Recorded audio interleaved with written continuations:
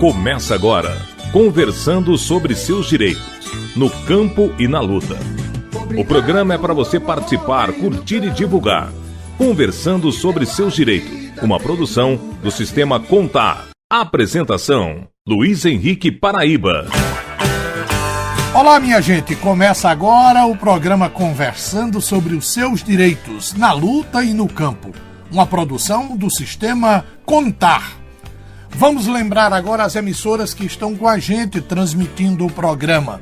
Os parceiros são os seguintes: Rádio Liberdade FM de Juazeiro, na Bahia, Rádio Web Fetarne, em Natal, no Rio Grande do Norte, e a Rádio Noroeste de Goiânia. O programa está também no YouTube da Contar e também no Facebook. Quem está com a gente conversando? Quem está conosco hoje é Gabriel Bezerra, sempre está aqui conversando sobre os seus direitos. Ele é o presidente da Contar e, Gabriel, nós estamos aqui no Rio Grande do Sul, em Vacaria, participando da segunda etapa do intercâmbio Nordeste e Sul. E eu já começo a conversa perguntando, já que tu está na tua terra, tu está bem à vontade, me explica uma coisa, o que avançou, Gabriel, nesse intercâmbio, depois de irmos ao Vale do São Francisco, e agora aqui com os trabalhadores do Rio Grande do Sul. Seja bem-vindo.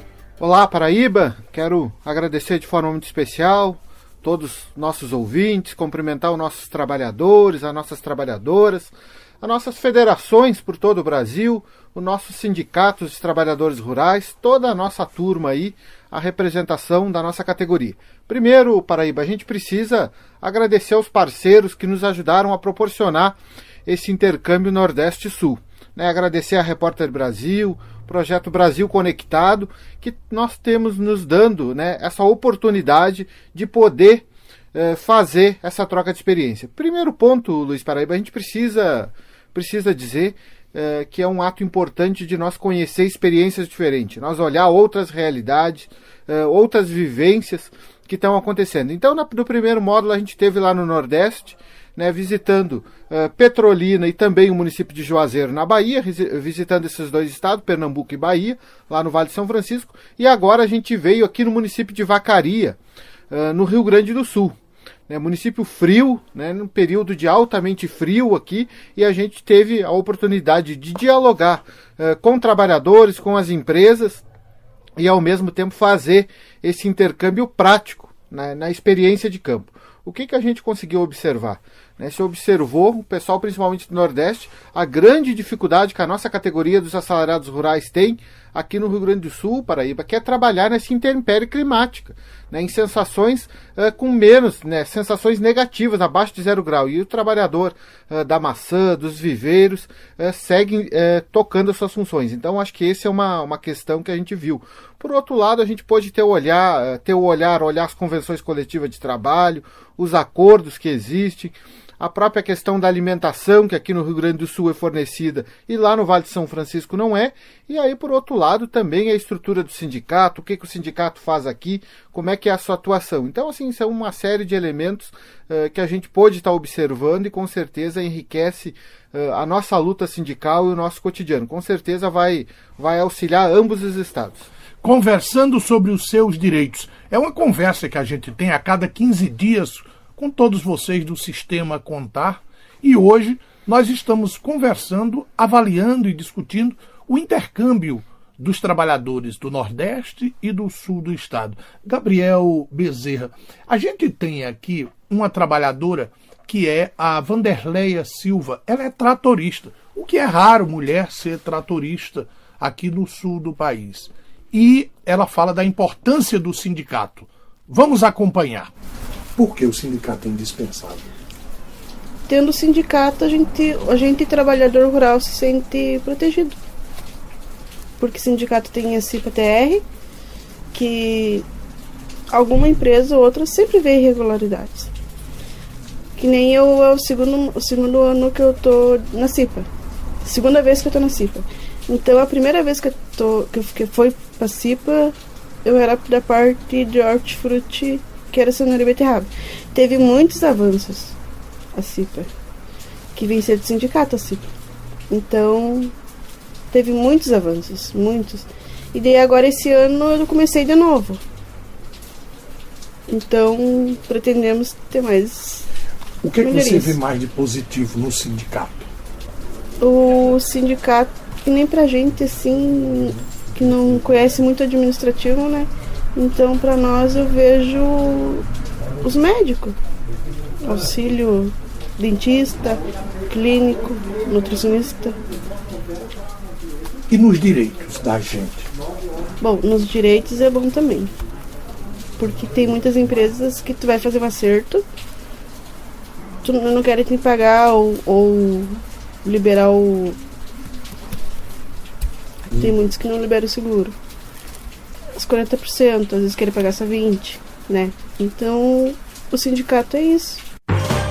Conversando sobre seus direitos. Uma produção do Sistema Contar. Bom, Gabriel, depois de ouvirmos a Vanderleia, como é importante o sindicato, né? Cada um tem sua leitura do que significa. O sindicato é como se fosse a extensão da nossa casa, digamos assim, não é? Exatamente, Luiz Paraíba. É para ser e tem que ser. O sindicato é ferramenta de luta e ferramenta de luta para lutar pelo trabalhador, pela trabalhadora. Por outro lado, Luiz Paraíba, a gente precisa dizer que aqui no Rio Grande do Sul tem diversas experiências exitosas que as empresas têm feito com as mulheres. As mulheres, quando estão, né, prontas e aptas ali para estar conduzindo um trator, um implemento agrícola, elas têm produtividade maior, rendimento maior e um cuidado maior com a máquina. Não sou eu, o presidente da Contar, que estou dizendo, mas sim as próprias pesquisas, o pessoal que esteve fazendo essas equiparações. A companheira Vanderleia traz uma realidade importante, né, da luta do sindicato, e a gente precisa ressaltar, Luiz Paraíba, que os nossos sindicatos, por todo o Brasil, fazem assistência jurídica, dão assistência no momento da rescisão do contrato de trabalho, tem assistência médica, numa grande maioria, assistência odontológica, tem o amparo para a família. O sindicato tem essa extensão dessa casa, como você mesmo disse, o sindicato tem esse papel de fazer a extensão, de mediar às vezes algum conflito, de ajudar o trabalhador com os órgãos, às vezes com a prefeitura, né, com questões práticas, né, auxiliar às vezes numa estrada que o trabalhador tem necessidade. Então o sindicato faz esse intermédio com o trabalhador, com a trabalhadora. Isso é um papel importante.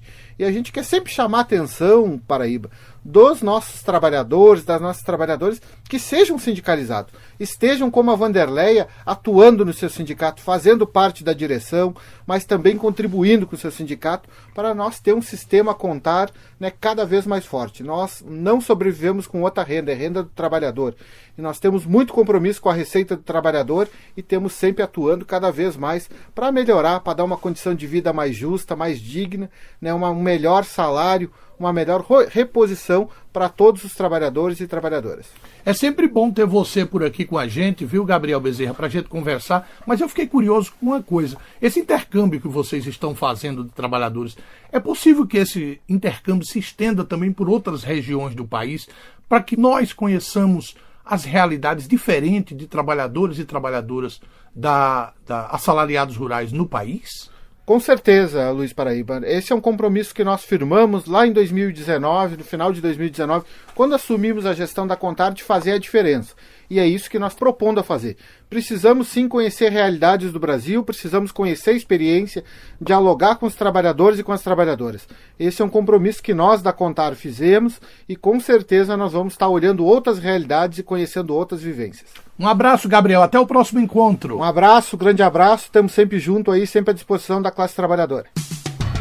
Conversando sobre seus direitos. O seu programa de rádio no campo e na luta. Apresentação: Luiz Henrique Paraíba. Hoje nós estamos em Vacaria, no Rio Grande do Sul. Eu estou trazendo dois convidados que participaram de um curso de Segurança e Saúde do Trabalho e as normas da NR31. Algumas reformulações. A Camila do Amaral, que é técnica em Segurança do Trabalho. Camila, tudo bom? Tudo bem, Luiz? É bom receber você, viu? Estou feliz de estar aqui contigo também. Que bom. E eu estou recebendo também aqui para conversar o engenheiro de segurança do trabalho, o Egon Henrique Tavares. Tudo bom, Egon? Tudo bem, Luiz? Tudo é um ótimo. prazer nosso aí estar participando dessa conversa, né? Então, para nós entender melhor e também discutir sobre a nossa NR31, onde é o nosso balizador de trabalho dentro das empresas aí do ramo rural. Eu vou começar com você, Egon. Você trabalha em qual empresa? Hoje eu represento a Razip Alimentos. Então, Tá. Ela produz o quê? produz maçã, né, que é a parte da parte de fruticultura, e também trabalhamos com parte de queijo, né, então a fabricação de queijo, toda a parte de laticínios. Como é que na sua empresa, você como engenheiro de segurança, como é que faz o trato com o trabalhador? Quais são as normas que você prioriza dentro da sua empresa, da empresa que você trabalha? Hoje nós atendemos então todas as legislações necessárias e pertinentes do Ministério do Trabalho, né? A minha intenção dentro da empresa então é evitar qualquer tipo de adoecimento do trabalhador, bem como algum tipo de acidente que possa decorrer dentro do ambiente de trabalho e do período laboral dele. Dentro do campo ou na indústria? Os dois, Sim. ambos os trabalhos, né? Então o nosso escopo técnico então é esse balizador de nós propor melhorias e identificar algo que hoje não está conforme manda a legislação, e nós tentarmos adequar da forma mais correta e segura para que esse trabalhador se torne aí tenha uma atividade segura dentro da empresa. Eu saio da conversa aqui com o Egon, mas junto conosco aqui tem uma técnica de segurança do trabalho que é a Camila do Amaral, que participou desse curso aqui junto com a Contar aqui em Vacaria. Camila, quando você está dentro da empresa, obedecendo às normas, qual é o seu olhar para o trabalhador estar em campo? Qual é o seu olhar principal?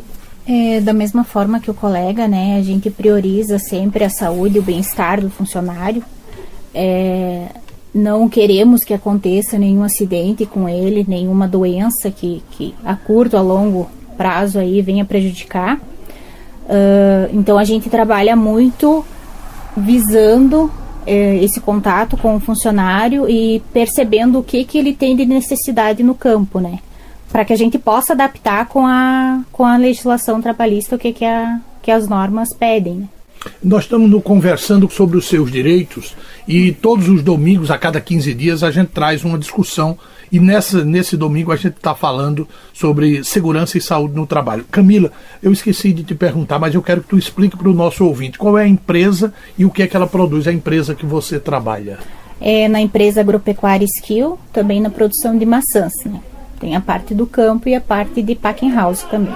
Packing house é a embalagem classificação da fruta. A sua empresa trabalha para exportação, é isso? Sim. Uhum. Tá. Camila, quando o trabalhador reclama das questões ergonômicas, da questão da posição de colher a fruta, isso é muito comum, essa história de dor nas costas, isso acontece com frequência? Acontece, o trabalhador ele tem, às vezes até uma noite mal dormida, né, ele tem dores nas costas, pela função, então a gente sempre orienta para ele estar fazendo pausas, alongamentos, né, e a gente tem um acompanhamento do laudo ergonômico também para estar adequando esses setores, essas atividades, para que não prejudique ele ao longo do desenvolvimento da atividade. Egon, na sua formação científica, na sua formação como engenheiro de segurança, o que se aprende na universidade é o que realmente você vê no campo quando você está nessa atuação, por exemplo, na atuação da colheita da maçã, é o que se vê? Luiz, são dois extremos diferentes, né? A gente trabalha muito no estudo de uma formação acadêmica na parte teórica, né? Então a gente tenta de alguma forma embasar e unir a parte teórica com a prática, né? Então nesse contexto muitas coisas não são iguais, né? E nesse momento, quando a gente tem algum problema ou algo a ser melhorado, a gente une a teoria com a prática, né? Essa prática muitas vezes não condiz com o que a gente estudou, né, perante livros e didáticos e algo do gênero. Então a gente tem que se adaptar, a gente tem que se remoldar para conseguir de alguma forma trazer um melhor benefício e um melhor ambiente de trabalho para esses funcionários aí que muitas vezes vêm de longe, né, e querem um mínimo de conforto e adequabilidade para que ele trabalhe de uma forma segura e sem sofrer nenhum tipo de dano em doença laboral. Nós estamos no Conversando sobre os Seus Direitos, que é um programa quinzenal aqui na Rádio Quintal e também um podcast para o Sistema Contar. E eu queria concluir essa conversa nossa perguntando o seguinte: quando os trabalhadores vêm de outras regiões para a colheita da maçã, o plantio, o trabalho na maçã aqui no Rio Grande do Sul, vocês encontram grandes dificuldades para uso de EPI, qual é a grande dificuldade do trabalhador migrante? Eu começo essa questão com a Camila. Olha, a gente percebe, assim, às vezes o pessoal a se adaptar com o clima da região. Né? Que é muito frio e nós estamos sentindo aqui. Exatamente. É a maior dificuldade. Às vezes eles vêm de regiões mais quentes e aí o EPI necessário para ele, nesse caso, seria um agasalho, né? Então a gente tem dificuldade às vezes com isso, né? Então a gente até faz às vezes campanhas de agasalho dentro da empresa para estar promovendo o conforto do colaborador que vem de fora. E as questões de EPIs desenvolvidas na própria atividade, a gente não tem tanta dificuldade, sabe? Eles são tranquilos de conversar, entende, às vezes eles têm dificuldades para, por que eu preciso usar uma bota, por que eu preciso usar uma luva? Então a gente chega até neles, explica, e aí o entendimento fica ok nessa parte. É mito ou é lenda essa história de que o trabalhador migrante rejeita usar EPI porque diz, não, isso não precisa, não serve? Isso vai muito também da nossa, como a colega falou, né, da nossa questão de orientação e maleabilidade para a gente conseguir falar com as pessoas, né? Então isso é muito importante, esse diálogo honesto que a gente tem com os funcionários. Que tem que usar EPI. Né? Então hoje até para a colheita a gente não tem tantos riscos inerentes comparando com outras atividades. Mas como a colega Camila comentou, né, a gente tem as botinas, as luvas, até a sacola, né, que eles usam, não se enquadra como EPI, mas é algo que a gente sempre pensa em deixar eles confortáveis para tanto carregar a maçã, como fazer qualquer atividade inerente à fruticultura. Né? E bem como a questão você estava comentando a questão do frio, eles sentem também quando trabalham dia a dia abaixo de sol. Então para isso a gente sempre disponibiliza a granel, né, protetores solares, em algumas áreas que estão expostas à exposição solar, à radiação solar aí. Então dessa forma a gente tenta em algum momento beneficiar o trabalhador e beneficiar a sua atividade para que nesse contexto eles não tenham nenhum tipo de problemas aí no decorrer do contrato. Egon Henrique Tavares, engenheiro de segurança aqui em Vacaria, no Rio Grande do Sul. Muito obrigado a tua participação. Eu que agradeço, Luiz. E é bom esse diálogo dos trabalhadores com as empresas, né? A gente sempre encontra... É fora do comum. Para nós isso é um ganho que muitas vezes o salário que é pago mensalmente não paga. Né? Então a gente tem esse contato direto com todo mundo que trabalha aqui, não importa a região, não importa o local. Para nós, eles vêm colher maçã tanto na Razip quanto no Skill, e para nós o que beneficia mais é o bem-estar deles aí para essa colheita. E salário bom é sempre bacana também. Camila, obrigado a tua participação e a gente fica alegre também com a tua presença no curso da Contar, viu? Eu que agradeço, Luiz. Obrigado pelo convite. O Conversando sobre os Seus Direitos agradece aos colegas e os companheiros aqui de Vacaria e de muitos Capões na participação nesse curso de Segurança e Saúde INR 31, promovido pela Contar e pela Federação dos Assalariados e Assalariadas Rurais do Rio Grande do Sul. Conversando sobre seus direitos. Divulgue nosso programa de rádio. Apresentação: Luiz Henrique Paraíba. Quem chega aqui para a conversa é o advogado e consultor do movimento sindical Carlos Eduardo Chaves, o Cadu. Ele coordenou o curso de Segurança e Saúde aqui em Vacaria. Dr. Carlos Eduardo, aliás, eu posso chamá-lo de Cadu? Pode sim, sem problema. Tranquilo? Tranquilo. Então vamos continuar o nosso papo, então. Pois bem, nós discutimos nesse intercâmbio segurança e saúde dos trabalhadores. Nós fomos ao Vale do São Francisco, agora aqui do Rio Grande do Sul. Eu queria que você nos contasse o seguinte: a importância de conhecer para fortalecer essa história da saúde e da segurança dos trabalhadores. O que foi que você transmitiu para as trabalhadoras e trabalhadores aqui durante esses tempos no Rio Grande do Sul? Bem, o nosso objetivo nessas atividades, que é uma atividade articulada com a Repórter Brasil também, é fazer um diagnóstico da situação, das condições do meio ambiente de trabalho, da forma com que os trabalhadores desenvolvem suas atividades e também aproveitar para capacitá-los. Então é uma oportunidade que a gente tem de conversar, de visitar o campo, de observar as condições em que esses trabalhadores desenvolvem suas atividades e também transmitir conhecimento e também obter conhecimento. A gente vive um momento decisivo, que é um momento de vigência da nova NR31. Então, um dos objetivos da viagem também foi passar para os trabalhadores as principais conquistas que foram obtidas no processo de revisão, informá-los das mudanças que foram feitas e ver também de que forma a gente acertou ou não no processo de revisão. Porque a gente sabe que a gente pensa numa norma, mas para ela funcionar, ela precisa estar adequada à realidade. Então é um pouco isso dessa atividade e promover também essa troca de experiências, troca de saberes entre dirigentes de diferentes regiões do país. Então é uma oportunidade única, é uma retomada desse tipo de atividade que foi viabilizado graças a esse projeto, porque uma coisa é a gente reunir dirigentes em Brasília, em São Paulo, para planejar ações. Outra coisa é você reunir dirigentes no campo, na frente de trabalho. Então acho que essa estratégia ela é acertada e será reproduzida em outras regiões.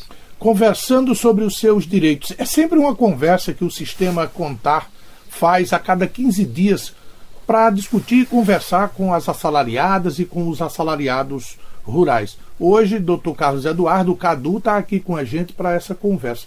Cadu, a companheira Cristiana Andrade, que é lá de Pernambuco, também está nesse intercâmbio, e ela trouxe um tema que é a questão, aliás, esse tema é recorrente, que é a questão dos agrotóxicos. Você acha que a organização sindical consegue avançar para que nós tenhamos no país uma unidade na saúde e na segurança das trabalhadoras e trabalhadores? Olha, isso é uma expectativa que nós viemos buscar nesse evento, nesse encontro, porque não é fácil não, mas a gente no movimento sindical a gente vai lutar justamente por isso, um objetivo melhor e uma condição melhor de saúde do trabalhador, principalmente no aspecto do agrotóxico, é onde afeta muito a população no geral, isso em todo o território nacional. Cadu, como é que se conduz essa discussão dentro de saúde e segurança dos trabalhadores? Bem, primeiro a gente precisa considerar que os agrotóxicos integram o modelo de produção que o agronegócio brasileiro anuncia para o mundo. Ele não fala de veneno, ele não bota veneno na propaganda, mas isso integra a base de produção, o modelo de produção do agronegócio. E aí tem uma linha de corte que a gente precisa fazer, porque o Brasil sempre conviveu com agrotóxicos, sempre teve esse desafio de enfrentar o seu uso indiscriminado e abusivo. Mas tem uma linha de corte que a gente precisa fazer, que é o antes de 2016 e o depois de 2016. Qual é esse corte? Antes de 2016, Luiz, a gente tinha uma média de liberação, de autorização para uso de substância venenosa, digamos assim, que beirava a média dos 120, 130, 140. Desde que o governo Temer, desde que Temer assumiu o governo, esse número só foi subindo. E com o governo Bolsonaro, esse número é assustador, porque a gente salta aí de 130, 140, dessa média de 100, para uma média de 400. Então, em 2021, bateu-se o recorde quando foram liberadas cerca de 520 substâncias. E muitas dessas substâncias são produzidas em outros países, mas são proibidas de serem utilizadas lá. Então, a gente está falando da ampla utilização de veneno num país onde muitos trabalhadores estão na informalidade, onde não há eu costumo sempre dizer que quem não assina a carteira dificilmente vai fornecer EPI. Então a agricultura gera riqueza, mas gera riqueza com base em empregos informais e utilizando veneno. Então a gente tem uma exposição elevadíssima de trabalhadores, de trabalhadores e da comunidade, da sociedade, aos impactos dos agrotóxicos. E o esforço desse projeto é criar ferramentas para fortalecer a atuação dos trabalhadores e trabalhadoras no combate ao uso indiscriminado e também pressionar o Estado também para que ele mude a sua postura em relação ao veneno. Doutor Cadu, eu queria dizer o seguinte, antes de você chegar aqui, 2 técnicos de segurança e saúde do trabalho conversaram aqui conosco. Eu queria entender por que dessa vez vocês trouxeram trabalhadores, dirigentes sindicais e os representantes das empresas, os técnicos de segurança, para discutir esses assuntos. Por que foi possível isso? Primeiro porque a gente precisava conversar com os profissionais que são responsáveis pelo planejamento das ações de saúde e segurança no trabalho. A gente precisava ter esse contato direto, porque essa formação, Luiz, e essa conversa muitas vezes é feita pela empresa, e a empresa passa o que é importante para ela. e eles precisavam ter conhecimento do posicionamento dos trabalhadores em relação a esses temas. Segundo, porque a capacitação que é oferecida pelas empresas, a formação que é feita pelas empresas, também é feita com o viés de defender os interesses do agronegócio. Então são profissionais sérios, são profissionais capacitados, mas a gente entende que é preciso fortalecer essa aproximação com o sindicato e com os trabalhadores. E o terceiro aspecto é que, se você observar a NR31, a NR31 cria estruturas, ela criou estruturas, trouxe para o campo estruturas, como a CIPA, por exemplo, que promove esse debate entre representantes da empresa, técnicos de saúde e segurança e trabalhadores. Então o sindicato precisa estar nesses espaços. Então é uma forma, assim, de estabelecer um diálogo saudável, de ajudar as empresas no planejamento das ações de saúde e segurança. Então é uma estratégia também que visa fortalecer o movimento sindical, mas acima de tudo fortalecer as ferramentas de defesa da saúde dos trabalhadores no local de trabalho. Dr. Carlos Eduardo Cadu, eu sempre fico muito grato quando você passa por aqui para conversar conosco. Esse assunto não se encerra, tá? A gente vai se encontrar em outro momento, tá bom? Tranquilo, é um prazer imenso estar aqui, fortalecer essa articulação do movimento sindical e dos assalariados e assalariadas rurais, e sempre que precisar de mim, estarei às ordens. O programa Conversando sobre os Seus Direitos vai ficando por aqui. Um abraço a todos e todas. O programa é do Sistema Contar, a apresentação do Luiz Henrique Paraíba e o operador de áudio Marcos Rogério do Amaral. Um grande abraço. Conversando sobre seus direitos, uma produção do Sistema Contar. Apresentação: Luiz Henrique Paraíba. Produção: Thalita Duarte. E edição: Marcos Rogério. Obrigado pela audiência. Divulgue o nosso programa. Acesse as plataformas de podcast ou no site da Contar, www.contar.org.br.